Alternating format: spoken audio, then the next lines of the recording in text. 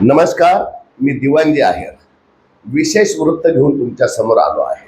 महाराष्ट्रात भ्रष्टाचार विरोधात कारवाई सुरू असतानाच पुण्यातून एक धक्कादायक प्रकरण समोर आले आहे।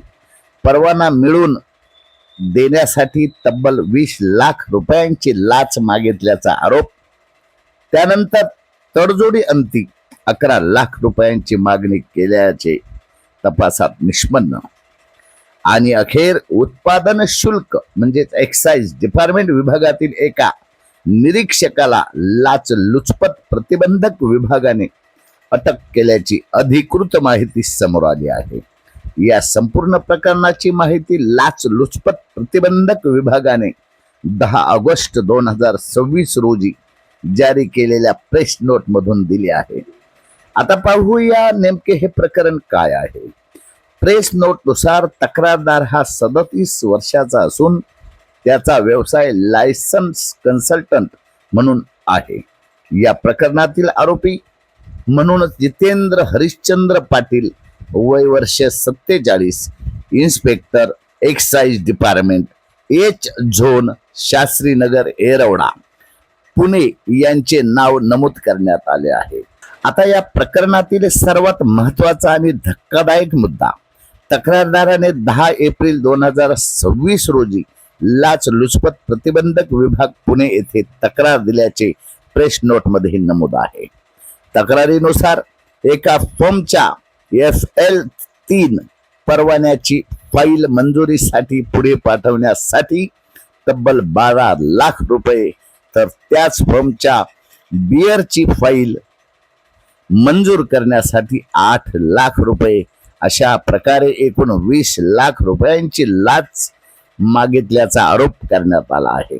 म्हणजे काय, एका परवान्याच्या फाईलसाठी 12 लाख रुपये आणि दुसऱ्या फाईलसाठी 8 लाख रुपये, एकूण तब्बल 20 लाख रुपये।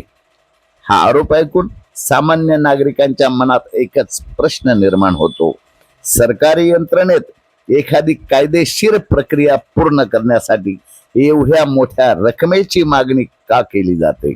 मात्र या प्रकरणात केवळ तक्रार दाखल करून ACB थांबले नाही, तक्रारीची पडताळणी करण्यात आली। प्रेस नोट नुसार 13 एप्रिल 2026, 21 मे 2026 आणि 22 मे 2026 रोजी पडताळणीची कारवाई करण्यात आली। या पडताळणी दरम्यान आरोपी लोकसेवकाने तक्रारदाराकडे एकूण 22 लाख रुपयांची लाचेची मागणी केल्याचे आणि तडजोडी अंती 11 लाख रुपयांची लाच स्वीकारण्याची मागणी केल्याचे निष्पन्न झाल्याचे ACBच्या प्रेस नोट मध्ये नमूद करण्यात आले आहे।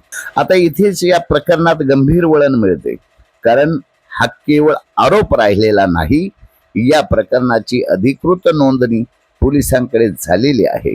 प्रेस नोट नुसार येरवडा पोलीस स्टेशन पुणे शहर येथे गुन्हा रजिस्टर क्रमांक 318/2026 दाखल करण्यात आला आहे आणि हा गुन्हा भ्रष्टाचार प्रतिबंधक अधिनियम 1988च्या कलम 7 अन्वये दाखल करण्यात आल्याचे नमूद आहे।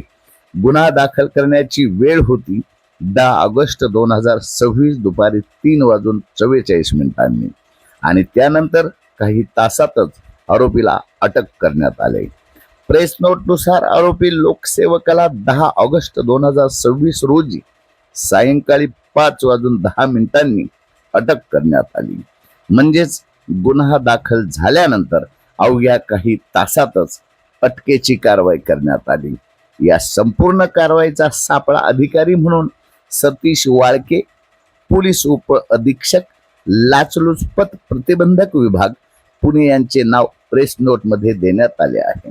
तसेच पर्यवेक्षक अधिकारी म्हणूनही त्यांचे नाव नमूद आहे।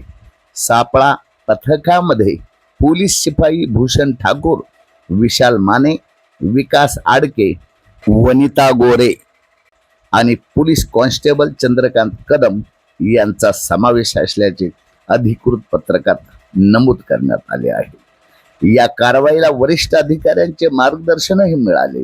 प्रेस नोट मध्ये पोलीस अधीक्षक सर देशपांडे आणि अप्पर पोलीस अधीक्षक अजित पाटील यांचे मार्गदर्शन असल्याचे नमूद करण्यात आले आहे. आता या संपूर्ण प्रकरणाकडे थोडे व्यापकपणे पाहूया. सरकारी विभागात एखाद्या नागरिकाचे किंवा व्यावसायिकाचे काम नियमाप्रमाणे असेल तर त्या कामासाठी शासनाने निश्चित केलेले अधिकृत फी असते. पण जर एखाद्या कामासाठी अधिकृत शुल्कापेक्षा वेगळ्या पद्धतीने पैशाची मागणी होत असेल तर तो अत्यंत गंभीर विषय ठरतो आणि म्हणूनच लाचलुचपत प्रतिबंधक विभागाची भूमिका महत्वाची ठरते. या प्रकरणात तक्रारदाराने ACB कडे धाव घेतली. तक्रारीची पडताळणी झाली. पडताळणी दरम्यान मागणी झाल्याचे निष्पन्न झाल्याचे अधिकृत प्रेस नोटमध्ये सांगण्यात आले आणि त्यानंतर पोलिसात गुन्हा दाखल करून आरोपीला अटक करण्यात आले.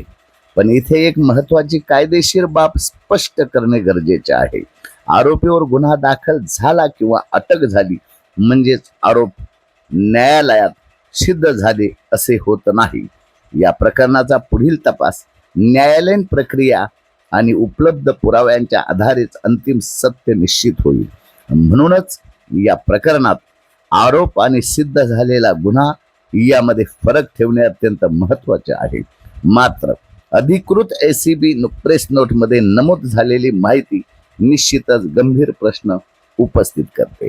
एकीकडे सरकार भ्रष्टाचार विरोधात कठोर भूमिका घेत असल्याचे सांगते तर दुसरीकडे सरकारी यंत्रणेत काम करणाऱ्या अधिकाऱ्यांवरच लाखो रुपयांच्या लाचेच्या मागणीचे आरोप समोर येत असतील तर या यंत्रणेमध्ये पारदर्शकता किती आहे आणि सर्वात महत्वाचे म्हणजे सामान्य नागरिकाने आपल्या कायदेशीर काम करून घेण्यासाठी कोणाकडे पाहिजे. जर एखाद्या अधिकाऱ्याची लाच मागितली तर नागरिकांनी गप्प बसायचे का? नाही. अशा प्रकरणात कायदेशीर मार्गाने संबंधित लाचलुचपत प्रतिबंधक विभागाकडे तक्रार करता येते. या प्रकरणातही तक्रारदाराने तक्रार केल्यामुळेच संपूर्ण यंत्रणा सक्रिय झाली आणि प्रकरण गुन्हा दाखल करेपर्यंत पोहोचले.